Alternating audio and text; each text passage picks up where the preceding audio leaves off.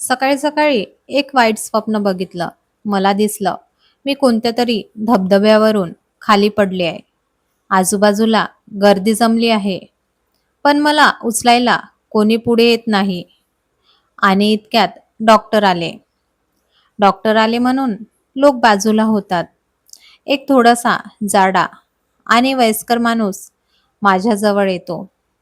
बहुतेक हा डॉक्टर असावा. जवळ येऊन तो माझी पल्स तपासतो. बाई, किती गरम हात आहे ह्याचा माझ्यापेक्षा.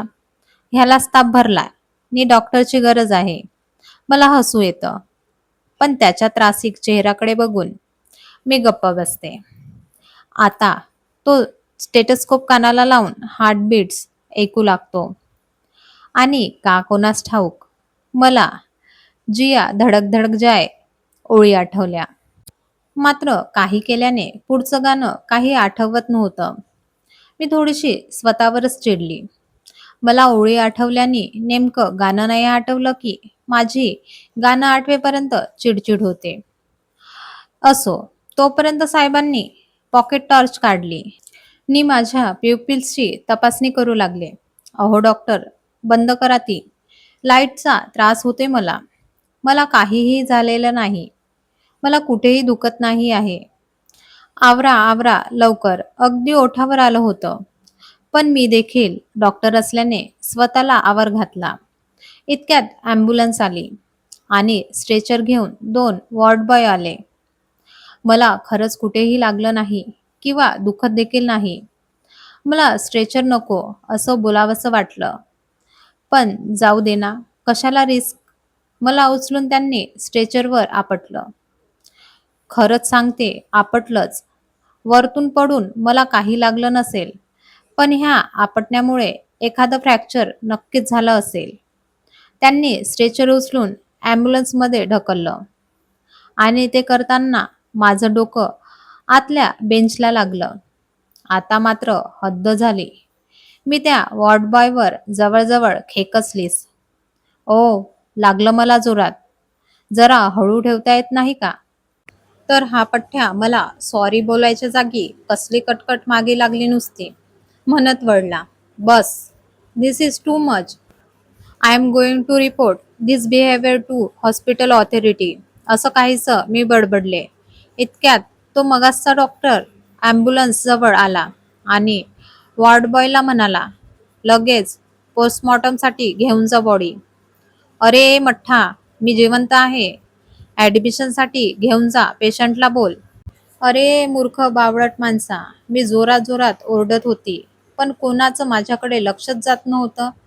इतके हातवारे करते, पण कोणी बघत का नाही. मी पुन्हा जोरात किंचाळली आणि किंचाळतच होती तेव्हा मंदारनी मला झोपेतून जागी केली. कसलं बेकार स्वप्न होतं. शी. पुन्हा काय केल्याने मला झोप काही आली नाही आणि मग डोक्यात विचारांचं थैमान सुरू झालं. खरंच असं होत असेल का? म्हणजे शेवटचा तो धागा तुटल्यावर नक्की काय होत असेल? जसं मला स्वप्नात दिसलं तसं प्रत्येकाला आपल्या भोवतालचं दिसत असेल का? कळत असेल का? आणि सगळं जर दिसत असेल तर त्याची अवस्था नक्की कशी होईल? म्हणजे बघा ना, आजपर्यंत तो ज्या व्यक्तींपासून 4 हात लांब राहिला, कधीच त्यांच्यात जाऊन बसला नाही. आज तेच त्यांच्या घरी जमले आहेत. त्यांना थँक म्हणायचं, पण म्हणता येत नाही आहे. तिला मोठेपणा हवा असतो सारखा. मला नाही जमणार सारखं सारखं असं खाली वाकायला, म्हणून त्याने पाठ फिरवलेली बहीण तिथे जीव तोडून रडत आहे. त्याला तिला ताई माझं चुकलं म्हणून मिठी मारायची आहे. एका छोट्याशा गैरसमजातून त्याने संबंध तोडलेला मित्र तिथे भिंतीला टेकून एकटाच रडत आहे. त्याला त्या मित्राला सॉरी म्हणायचं.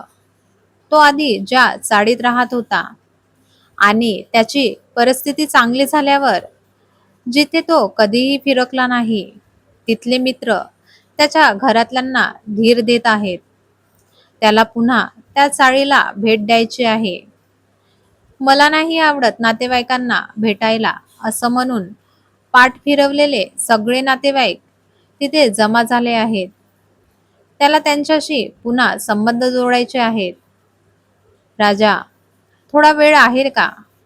थोडं बोलायचं होतं. म्हणून गेले 8 दिवस मागे लागलेल्या बाबांना बाजूला घेऊन त्याला आज बोलायचं आहे. अहो, ऐका ना माझं, म्हणून रोज विनवणी करणाऱ्या बायकोला, अगं किती रडत आहेस, मी आहे. सांग, तुला काय सांगायचं आहे ते, म्हणत घट्ट मिठी मारायची आहे. पप्पा, आपण फिरायला कधी जायचं, म्हणून मागे फिरणाऱ्या आणि आज भेदरून बसलेल्या मुलाला जवळ घ्यायचं. आणखी खूप काही करायचं आहे आणि त्याला ते आता जमत नाही आहे. कशी असह्य अवस्था होत असेल ना? त्याला तेव्हा किती जरी इच्छा असली तरी करता येणार नाही. पण थोडा विचार करा. आपल्याला आता हे जमण्यासारखं आहे ना? आपला उद्याचा दिवस कसा असेल कोणास ठाऊक, पण आताचा क्षण तरी आपल्या हातात आहे ना? मग का आपण तो असा वाया घालवतो? का आपण असलेल्या आणि आलेल्या क्षण उद्याच्या भरोश्यावर निसटून देत आहोत? का आपण आपल्या मायेच्या माणसांना दूर ठेवतो? आज मिळणारा आनंद आणि वेळ का आपण उद्यावर ढकलतो? जमलं तर थोडा विचार करा आणि आज मध्ये होईल तेवढं जगायला शिका. ही कथा आवडल्या असल्यास लाईक करा, शेअर करा आणि सबस्क्राईब करा. धन्यवाद.